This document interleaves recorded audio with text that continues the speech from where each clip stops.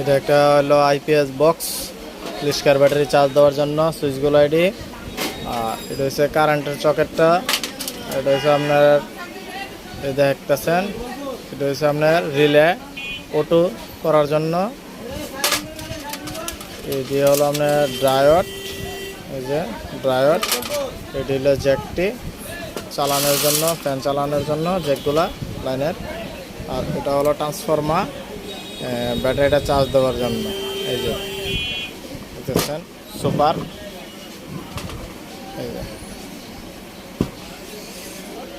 এটা হলো আপনার ওই ব্যাটারিটা, যে ব্যাটারিটা চার্জ দেওয়ার জন্য।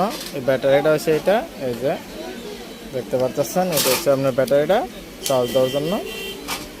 চার্জারটা ওইটা, এটা ব্যাটারিটা। এটা হলো আপনার 95 এম্পিয়ার, 95 এম্পিয়ারের।